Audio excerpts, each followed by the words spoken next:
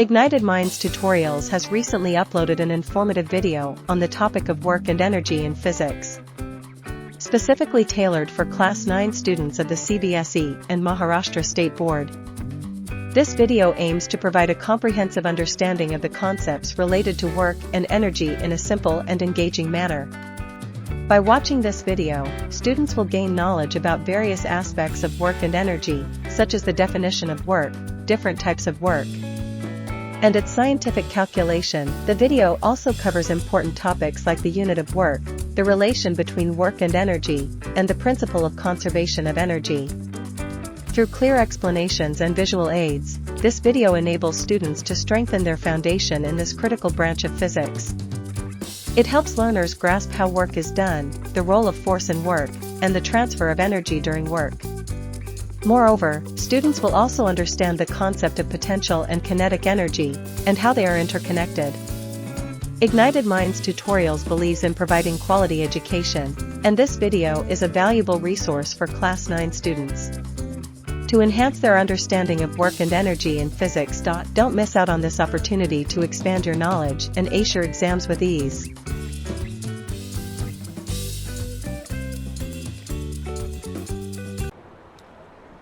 तो positive work done, negative work done समझ में आ रहा है?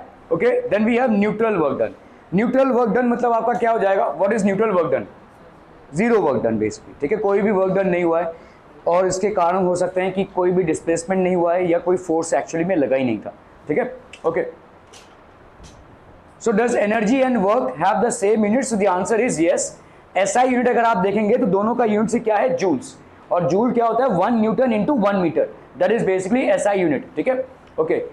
और सीजीएस यूनिट क्या हो जाएगा भाई साहब? Ergs. That is 1 dyne into 1 centimetre. 1 dyne into centimetre. Relation between SI and CGS units of energy. तो relation between SI and CGS units of energy ये कितना हो जाएगा? 1 joule is equal to 1 newton into 1 metre. ठीक है, 1 metre is equal to 100 centimetre. That is 10⁵ dyne into 10⁵2 centimetre. That is 10⁷ dyne centimetre. तो 1 joule is equal to कितना हो गया भाई साहब? क्या हो गया? Okay, 1 joule is equal to 10⁷ ergs. ठीक है, इसका भाई साहब प्रूफ अपन ने देख लिया है. Okay, how does the angle between the force applied and the displacement of an object affect the nature of work done? तो आपने देखा कि भाई साहब वर्क डन क्या होता है? F into S cos of theta.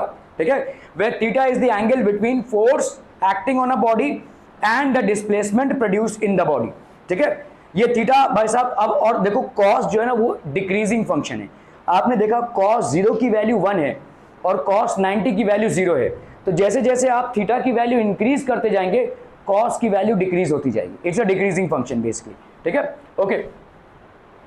Product of the given factors are of 2 types. तो आपका डॉट प्रोडक्ट बोलते हैं हम इसको. ठीक है, और ये क्रॉस, ये आप बाद में पढ़ेंगे, अभी फिलहाल इसकी जरूरत नहीं है. तो a इंटू बी होता है ए बी कॉस थीटा और a इंटू बी होता है A B sine theta. Is not required right now. ठीक है, आप सिर्फ इतना समझो कि ये दो वेक्टर्स हैं. ठीक है, लेट्स से फोर्स और डिस्प्लेसमेंट. ठीक है, तो फोर्स और displacement thus work done is equal to F into S. That is F S cos theta. इससे आपको मतलब है. ठीक है, वो जो आपने एफ एस साइन थीटा पढ़ा वो आपके फिलहाल कोर्स में नहीं है. इतना समझिए कि वर्क डन क्या होगा? Dot product of force and displacement which means force into S cos theta. Clear है? Are we clear on this one people? Okay okay okay. So case 1 when F and S are in the same direction. अगर भाई साहब आपका जो force apply हो रहा है और डिस्प्लेसमेंट जो बॉडी का हो रहा है अगर दोनों भी सेम डायरेक्शन में हैं, ठीक है, तो इसका मतलब दोनों के बीच में एंगल कितना हो जाएगा? 0. समझ में आ रहा है भाई साहब? ये भी इस डायरेक्शन में है, ये भी इस डायरेक्शन में है, तो दोनों के बीच में एंगल कितने का हो गया? 180 मत समझो, 180 मत समझो, क्योंकि भाई साहब दोनों भी सेम डायरेक्शन में हैं तो ऑब्वियसली दोनों वेक्टर्स क्या हो गए? आपके पैरेलल हो गए. अगर पैरेलल होते हैं तो F and S are in the same direction which means that theta is equal to 0. थीटा की वैल्यू कितनी हो जाएगी भाई साहब? 0. क्लियर है? ओके, सो आपका F और ये हो गया S. सो वर्क डन क्या हो जाएगा? F into S. That is cos of the F S. Thus work done is basically positive हो जाएगा. Case 2 when force and displacement are in opposite direction. That is theta की value आपकी क्या हो जाए? 180 हो जाए. दोनों की आपकी भाई साहब ऑपोजिट डायरेक्शन में, F इस डायरेक्शन में, S इस डायरेक्शन में. जैसे आप भाई साहब फोर्स अप्लाई कर रहे हो दूसरे टीम को खींचने के लिए इधर, लेकिन आपकी टीम कमजोर पड़ी है इसलिए आप खुद ही खींचे जा रहे हो उस तरफ. ठीक है, so you are applying a force but you are getting there. ठीक है, तो आपका फोर्स जैसे समझ लो ऐसा भी हो सकता है कि आप समझ लो ये एक नदी आ रही है और आप यहाँ पे स्विम करके ऊपर की तरफ जाने की कोशिश कर रहे हैं, लेकिन क्या हो रहा है, आप स्विम करके ऊपर की तरफ जाने की कोशिश कर रहे हैं, लेकिन पानी इतनी जोर से आ रहा है कि आप नीचे की तरफ ही जा रहे हो, है ना, समझ में आ रहा है, ये अपस्ट्रीम डाउनस्ट्रीम जिसको हम बोलते हैं, ठीक है। तो आप बहुत जोर से पानी का बहाव है और आप स्विम करके उस तरफ जाने की कोशिश कर रहे हो, आप फोर्स अप्लाई कर रहे हो इस तरफ, लेकिन आपका भाई साहब डिस्प्लेसमेंट किस तरफ हो रहा है, इस तरफ, तो फोर्स इस तरफ, डिस्प्लेसमेंट इस तरफ, अगेन एंगल विल बी 180, ये हो गया आपका नेगेटिव वर्क डन। तो ये कुछ ऐसे चीजें हैं जिसका नेगेटिव वर्क डन हो रहा है, ठीक है, नेगेटिव वर्क डन हो रहा है। आप जाना चाहते हो इधर फोर्स अप्लाई करके, लेकिन पानी का बहाव आपको इस तरफ लेकर जा रहा है, तो यहाँ पे force is applied in this direction, however displacement is happening in this direction, ठीक है, क्लियर है। समझ लो भाई साहब, आप साइकिल से ऊपर माउंटेन पे जा रहे हो, है ना, तो माउंटेन पे आप बहुत जोर से पैडल कर रहे हो भाई साहब ऊपर जाने के लिए, लेकिन आप नीचे लुढ़कते जा रहे हो, समझ में आ रहा है, ये आप ऊपर जाने की कोशिश कर रहे हो लेकिन आप लुढ़कते जा रहे हो नीचे, तो इसका मतलब क्या हो रहा है, आपका फोर्स ऊपर की तरफ है, लेकिन due to gravity you are getting pulled down, ठीक है। सो इसका मतलब आप उस तरफ जा रहे हो, तो अगेन आपका फोर्स और डिस्प्लेसमेंट में एंगल कितने का हो जाएगा, 180, again we would say negative work done, ठीक है। टग ऑफ वॉर का एग्जांपल मैंने आपको दिया ही ऑलरेडी, ठीक है। सो ये सारी चीजें हैं। तो when force and displacement are in opposite direction then theta is equal to 180 degree, ठीक है। फोर्स और डिस्प्लेसमेंट जब ऑपोजिट डायरेक्शन में होते हैं, बहुत सारे स्पोर्ट्समैन जो हैं वो ट्रेन करते हैं इसी प्रिंसिपल पे, ताकि उनका फोर्स बढ़ता रहे। जैसे आपने देखा रहेगा जो लोग रनर्स होते हैं उनके पीछे ऐसा एक बेल्ट लगा रहता है, उनका जो ट्रेनर होता है उनको पकड़ के रखता है, ठीक है, वो आगे जाने की कोशिश कर रहे हैं और वो पीछे से खींच रहे हैं उसको, ठीक है। जो लोग स्विमर्स होते हैं वो भी, उनके लिए स्पेशल ऐसे होते हैं कि मतलब वो लोग जहाँ पे प्रैक्टिस करते हैं बहुत जोर से पानी के वेव को किया जाता है, ताकि वो भाई साहब और ज़्यादा अपना बॉडी का रेजिस्टेंस बढ़ा सके, ठीक है। So these are certain things that are done because in that case force and displacement will be in opposite directions, 180 degree का नेगेटिव वर्क डन हो जाएगा। When force and displacement are in opposite direction that is theta is equal to 180 degree, तो ये हो गया case 2, ठीक है। जैसे आप देखो यहाँ पे आपका ये किस तरफ है, मतलब ये रॉकेट प्रोपल्शन है बेसिकली, रॉकेट का गैस किस तरफ है, नीचे की तरफ, और भाई साहब रॉकेट जा किस तरफ रहा है, ऊपर की तरफ। तो रॉकेट जो गैस नीचे की तरफ डाल रहा है उसका डिस्प्लेसमेंट किसकी तरफ हो रहा है, ऊपर की तरफ। तो द फोर्स, जितने फोर्स से ये पीछे की तरफ आएगा उतने ही फोर्स से ये ऊपर की तरफ जाएगा, ठीक है, समझ में आ रहा है ये। तो ये भी again this is a case of negative work done, this is also a case of negative work done. Are we clear on this one people, ठीक है, okay.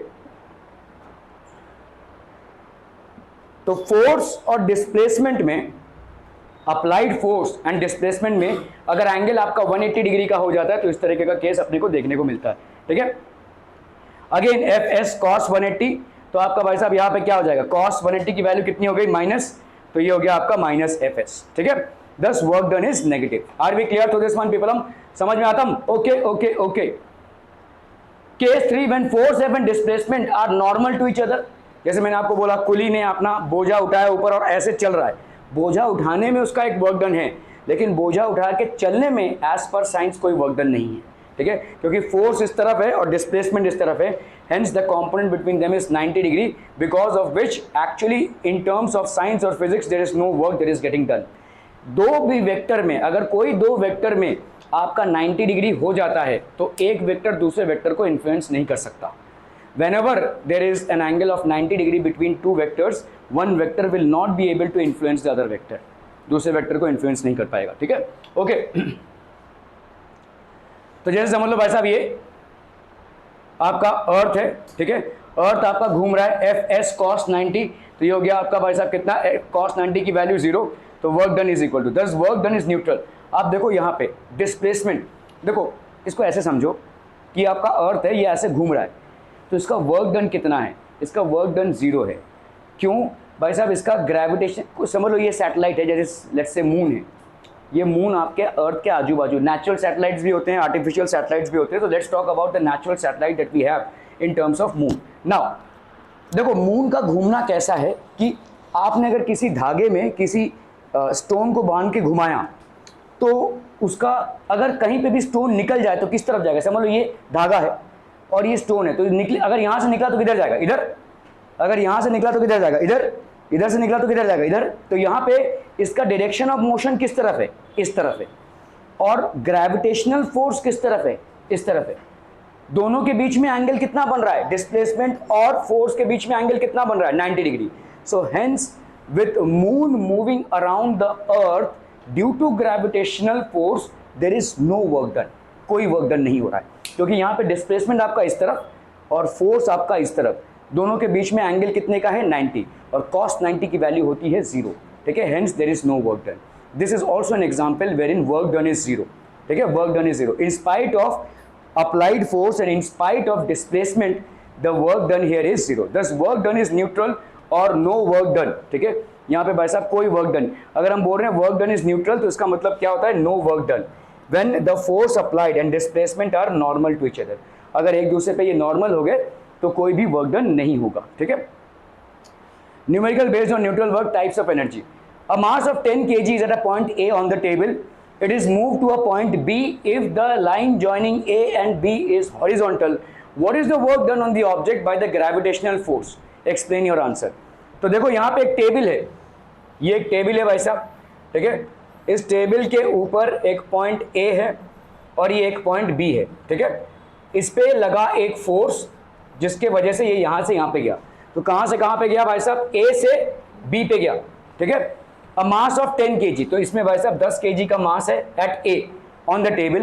It is moved to a point B, ये point B पे गया table पे, ठीक है, तो table B पे पॉइंट पे गया. If the line joining A and B is horizontal, तो इन दोनों को जो लाइन ज्वाइन कर रहा है वो एक हॉरिजॉन्टल लाइन है. What is the work done on the object by the gravitational force? अभी ध्यान से देखो, दो फोर्सेस एक्ट हो रही हैं. इस ऑब्जेक्ट पे एक फोर्स इस तरफ एक्ट हुआ है जिसने इसको डिस्प्लेस किया है कहां से कहां तक, A से B तक, और इस पे एक ग्रेविटेशनल फोर्स भी तो लग रहा है कि नहीं. ग्रेविटेशनल फोर्स आपका नीचे की तरफ है, तो बताओ मेरे को आंसर क्या हो जाएगा, 0, क्योंकि ग्रेविटेशनल फोर्स नीचे की तरफ, डिस्प्लेसमेंट इस तरफ, दोनों के बीच में एंगल कितने का हो गया 90, and whenever between the applied force and displacement the angle is 90, the work done will be 0, ठीक है. तो यहाँ पे आपका ग्रेविटेशनल, हाँ, इस फोर्स की वजह से अगर आपको पूछा जाए तो जितना भी फोर्स आपने लगाया रहेगा इंटू 10, ठीक है, तो 10 भाई साहब आपका जो भी होगा, लेकिन ये फोर्स इंटू डिस्प्लेसमेंट.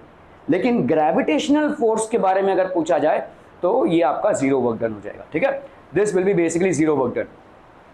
तो एक पॉइंट ए है, किसी ऑब्जेक्ट को रखा हुआ है, उस ऑब्जेक्ट को भाई साहब अपन ने डिस्प्लेस किया है किस पॉइंट पे, displacement A B is horizontal. तो work done on the object by the gravitational force कितना हो जाएगा, F into S. So F S cos 90, that will be basically 0. The angle between the force and the displacement is 90. The work done will be how much? Fs cos 90. That will be 0 joules. Clear है? Are we clear on this one, people? ठीक है. A pair of bullocks, ठीक है, exerts a force of 140 Newton on a plow. तो खेती बाड़ी में जैसे हम बुलक्स को यूज करते हैं, ठीक है, तो ये pair of bullocks they are exerting a force of 140 newton. तो हल चला रहे हैं भाई साहब, उस हल पे कितना फोर्स लगा रहे हैं ये, they are basically exerting a force of 140 newton on a plough. The field being ploughed is 15 metre long. तो आपका जो फील्ड है वो 15 मीटर लॉन्ग है. How much work is done in ploughing the length of the field, कितना work done होगा, 15 metre long है. अरे भाई साहब कितना हो जाएगा, 140 इंटू 15 जूल्स, ठीक है, कितना आ जाएगा, जितना भी इसका आंसर होगा 140 into 15, that will be the force और rather the work done. Okay, तो यहाँ पे आपका हो जाएगा work done is equal to force into displacement, that is 2100, ठीक है. दस work done in ploughing the field is 2100 joules. Are we clear to this one? Okay. Types of energy. Now what is energy? Energy is the capacity to do work, ठीक है. तो आपका कितना capacity या potential है to do work, that is called energy. Machine की एक capacity होती है, इंसान की एक कैपेसिटी होती है, किसी एनिमल की कैपेसिटी होती है, हर एक की अलग अलग कैपेसिटी होती है और इन कैपेसिटीज के हिसाब से उनकी एनर्जी डिफाइंड होती है, ठीक है. So it is a capacity to do work, ठीक है. सो जैसे आपका देखो हीट एनर्जी है भाई साहब, हीट एनर्जी से बहुत सारी चीज़ें, आपका भाई साहब खाना बनता है हीट एनर्जी से, ठीक है, पानी गर्म होता है, बाकी बहुत सारी चीज़ें भाई साहब हीट एनर्जी से होती है. विंड एनर्जी हो गया, साउंड एनर्जी हो गया, इलेक्ट्रिकल एनर्जी हो गया, ठीक है. All these are different formats of energy. Light energy, tidal energy. Tidal energy आज की तारीख में बहुत बड़ा कॉन्सेप्ट है टाइडल एनर्जी का, जिसमें आप समुंदर के वेव्स का जो टाइड होता है वो इतनी जोर से आती है कि उनको हम यूज कर सकते हैं. That tidal energy can actually be used. So these are different formats of energy and one form of energy can be converted into another. जैसे यहाँ पे देखो electricity, electrical energy is getting converted into mechanical energy. जब ये fan घूम रहा है तो इसमें बेसिकली मोशन प्रोड्यूस हो रहा है. मोशन मतलब mechanical energy. So electrical energy आया और इसमें मोशन प्रोड्यूस किया। जैसे आपने इलेक्ट्रिकल एनर्जी से लाइट एनर्जी में कन्वर्जन किया when you are using a tubelight और अ बल्ब, ठीक है। इसी तरह से आपने इलेक्ट्रिकल एनर्जी से भाई साहब यहाँ पे मैकेनिकल एनर्जी में इसको कन्वर्ट किया। So is energy conversion possible? So the answer is yes, ठीक है। Energy conversion is definitely possible. One format of energy can be converted into the other format. Mechanical energy, तो mechanical energy मतलब क्या होती है? जिस body को move करा रहे हैं आप, any body which is in a moving format will have mechanical energy. कोई भी बॉडी जो मूव कर रही है उसकी मैकेनिकल एनर्जी होगी। और ये दो टाइप्स की होती है, एक काइनेटिक और एक होती है आपकी पोटेंशियल, ठीक है। ओके, किसी बॉडी के पोजीशन के वजह से जो एनर्जी होती है उसको अपन क्या बोलते हैं? Potential energy. और किसी बॉडी के मूवमेंट के वजह से जो एनर्जी होती है उसको अपन बोलते हैं काइनेटिक एनर्जी। फॉर एग्जाम्पल, जैसे अगर आप तीर चला रहे हैं, ठीक है, तो तीर को आप कैसे करते हैं? वैसे वैसे खींचते हैं, ठीक है, पीछे की तरफ खींच रहे हैं। अगर आपने देखो ऐसा तीर है और इसको ऐसे आप ऐसे टच किया और इसको, क्या वो आगे जाएगा? वो नीचे गिर जाएगा ना, ठीक है। Why will this happen? Because आपने उसमें कोई एनर्जी दी नहीं, उसका पोजीशन आपने नहीं चेंज किया। लेकिन आपने अगर उसको स्ट्रेच करके उसके पोजीशन को ऐसे चेंज किया, अब ये आगे जाएगा जैसे आप छोड़ोगे। तो इसमें और इसमें फ़र्क क्या है? ये सीधा तीर था, आपने वैसे को रखा, ऐसे कुछ नहीं हुआ। जैसे आपने इसको खींच के छोड़ा, ये आगे गया। तो दोनों में क्या डिफरेंस हो गया? वही तीर, वही स्ट्रिंग, वही भाई साहब आपका धनुष जो भी था। What actually changed? So the position of that, वो जो तीर था उसका एरो को आपने पोजीशन का उसका चेंज किया, ठीक है। सो जैसे आप अगर एक ईटा यहाँ पे रखेंगे, ठीक है, वो हार्मलेस रहेगा। लेकिन अगर आप उसको एक हाइट से ऐसे छोड़ेंगे तो जिसके ऊपर भी गिरेगा वो काफ़ी सारा नुकसान कर सकता है।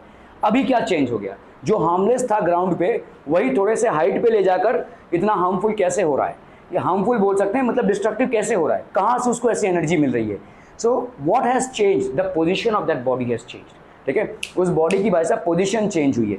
और इसी पोजीशन चेंज को अपन, इस पोजीशन चेंज के चलते जो एनर्जी एक्वायर होती है उसको अपन बोलते हैं पोटेंशियल एनर्जी, ठीक है। The energy that a body acquires due to a change in its position is known as potential energy, ठीक है। और एक बॉडी का मूवमेंट से जो एनर्जी एक्वायर होता है उसको अपन बोलते हैं काइनेटिक एनर्जी। समझ लो भाई साहब, आप बहुत धीरे धीरे चल रहे हैं, सामने वाला भी बहुत धीरे धीरे चल रहा है, अगर टक्कर हो भी जाए तो कुछ फर्क पड़ने वाला है नहीं, ठीक है। लेकिन आप दौड़ते हुए आ रहे हैं और सामने वाले से टक्कर हो गया तो भाई साहब फर्क पड़ेगा, ठीक है, क्योंकि अभी आप हाईली मोशन में, हाई मोशन में हैं, ठीक है। Your velocity is high because of which the impact would be high, ठीक है। So kinetic energy is what? The energy which is possessed by a body due to its motion. Potential energy is basically the energy which is possessed by a body due to its position. उसकी position क्या है, ठीक है। मैं अगर बोल रहा हूँ आप यहाँ पे बैठे हैं, ठीक है, आपको उधर बैठाया जाए, मतलब ऊपर, थोड़ा ऊपर हाइट पे अगर बैठाया जाए तो क्या आपकी पोटेंशियल एनर्जी बढ़ गई? ठीक है। अभी अगर आप किसी के ऊपर कूदोगे तो भाई साहब वो मर भी सकता है ना, that person can get injured. तो क्या हुआ इसमें? आपने भाई साहब पोटेंशियल एनर्जी को बढ़ा दिया। You have change the position because of which your body has acquired a different format of energy. जैसे कोई फास्ट बॉलर है, वो भाई साहब बॉलिंग डालने के पहले इतना बड़ा रनअप क्यों ले रहा है? इतना बड़ा रनअप क्यों ले रहा है? रनअप से तो कोई मतलब ही नहीं है। बॉल डालना है, बॉल आपको सही से डालना है, तो इतना बड़ा रनअप क्यों ले रहा है? ताकि वो अपने एनर्जी को बढ़ाए, ताकि जिस बॉल को जब वो रिलीज़ करे तब उसमें अच्छा खासा पोटेंशियल बन जाए। जब वो दौड़ रहा है, वो बॉल मूव नहीं हो रहा, बॉल में पोटेंशियल वो डाल रहा है, and the moment the ball is release it has got a high energy, उसकी काइनेटिक एनर्जी हाई होती है। समझ में आ रहा है?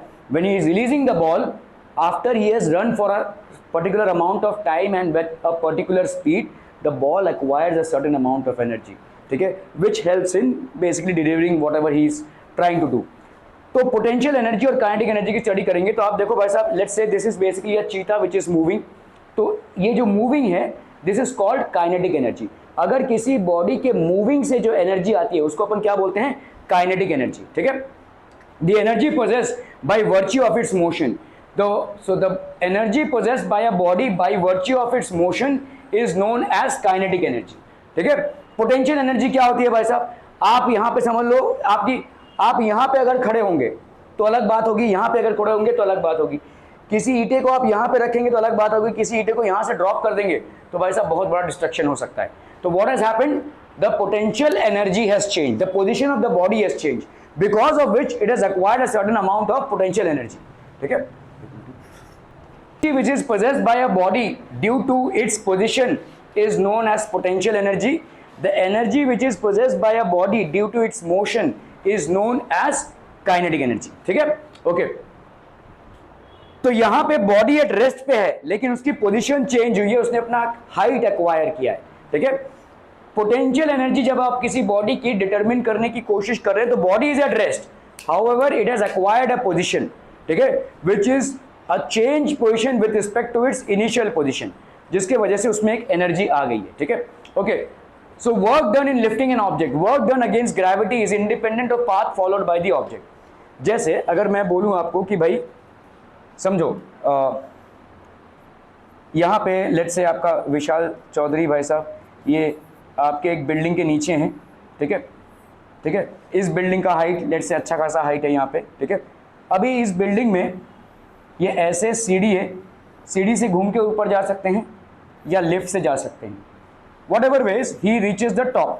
ठीक है, मुझे बताओ once he has reach the top would his energy be the same irrespective of the path.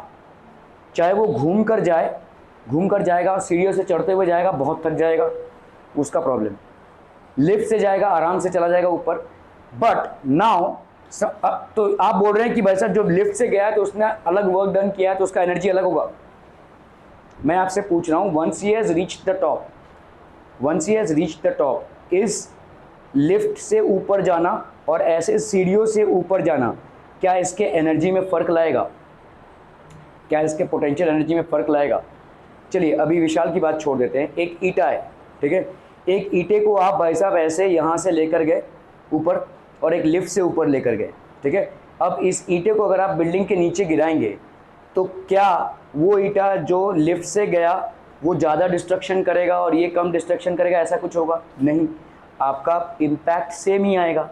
Height same है तो जब इस ईटे को आप गिराएंगे तो उसका इम्पैक्ट भी सेम आएगा, चाहे वो भाई साहब लिफ्ट से गया हो और चाहे वो भाई साहब स्टेयर केस से गया, चाहे उसको स्टेयर केस से आप ले गए हों या चाहे उसको भाई साहब आप लिफ्ट से लेकर गए हों. ठीक है, whenever you are dropping it, so इसीलिए अपन बोलते हैं वर्क डन अगेंस्ट ग्रेविटी. तो आपका इस ईटे में या इस ब्रिक में एनर्जी कहाँ से आई? क्योंकि आपने काम किया है अगेंस्ट ग्रेविटी. जब भी आप किसी फोर्स के अगेंस्ट काम करते हैं तो बॉडी में एनर्जी स्टोर हो जाती है. जब भी आप किसी फोर्स के अगेंस्ट काम करोगे तो बॉडी में एनर्जी स्टोर हो जाएगी. फॉर एग्जांपल जैसे समझ लो आपका एक मैग्नेट है. ठीक है, आपका एक नॉर्थ पोल है और एक साउथ पोल है. ठीक है, मैग्नेट को भाई साहब आप नॉर्थ और साउथ को एक दूसरे की तरफ खींचेंगे. अगर आपने भाई साहब इसको ऐसा खींच दिया, खींच रहे, अभी आपने छोड़ा तो क्या होगा? सख्त से चिपक जाएगा ये. ठीक है, तो अभी आपने क्या कर दिया, इसके अंदर पोटेंशियल एनर्जी स्टोर कर दी. आप एक फोर्स के अगेंस्ट काम कर रहे हो. इन दोनों में क्या है? अट्रैक्टिव फोर्स है. The north pole is attracting the south pole and the south pole is attracting the north पोल.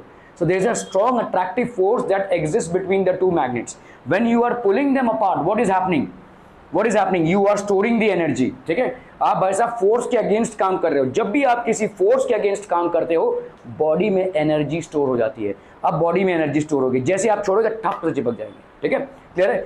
या ऐसा करो भाई साहब, ये नॉर्थ पोल है और ये नॉर्थ पोल है, तो नॉर्थ पोल और नॉर्थ पोल क्या करेंगे? रिपल्स करेंगे.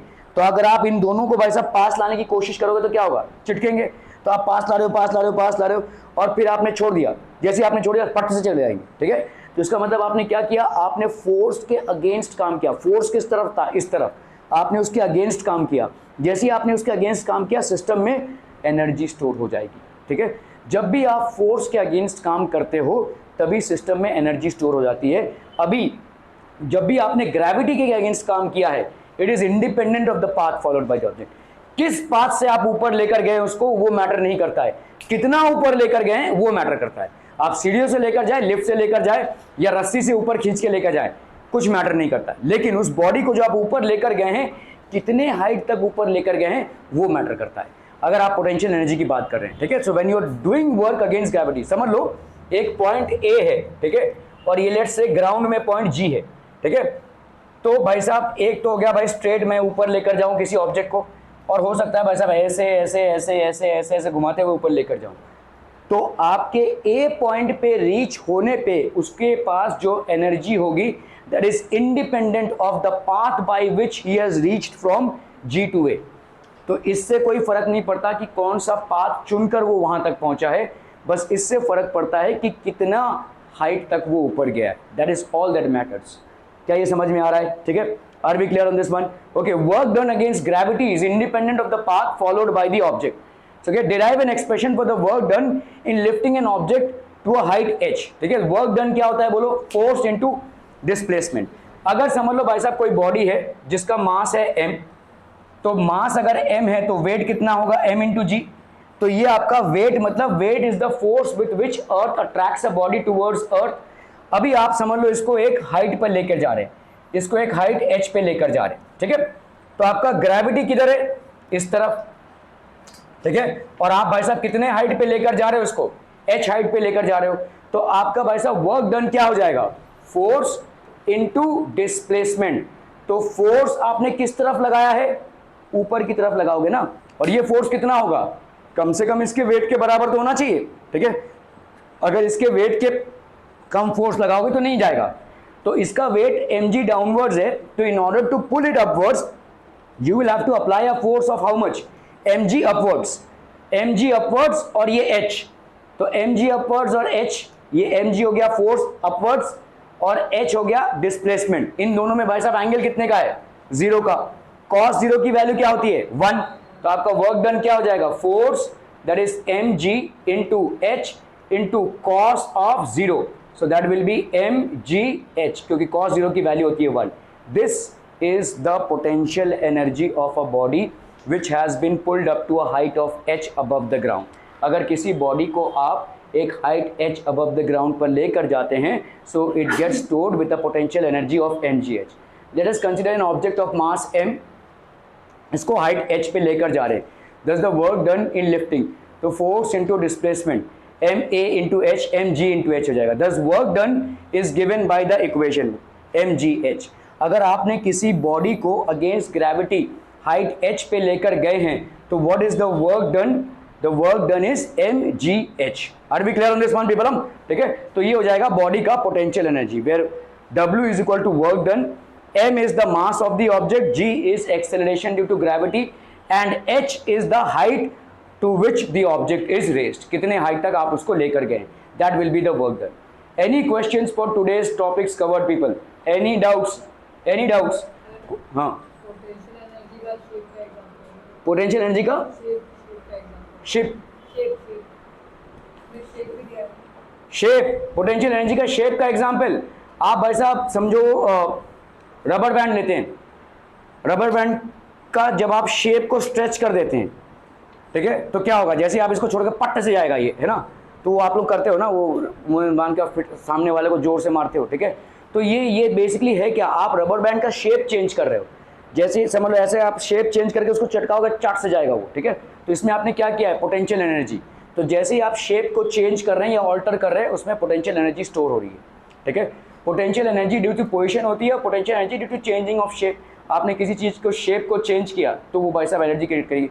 जैसे आप किसी गुब्बारे को या किसी बलून को जब आप प्रिक करते हो किसी पिन से, तो फाट से आवाज़ क्यों आती है? Why does it explode all of a sudden? ये एक्सप्लोजन का आवाज़ क्यों आएगा? अंदर तो बारूद नहीं भरा है भाई साहब। ठीक है, जैसे बम में बारूद भरा रहता है तो वो फूकता है, उसका एक आवाज़ आएगा, लेकिन इसमें क्यों आवाज़ आता है? तो आपका अचानक में क्या हो गया? आपने जैसे उसको प्रेस किया तो ये जो वॉल्यूम ऑफ एयर था ये भाई साहब पूरे इसमें एक्सपैंड कर गया।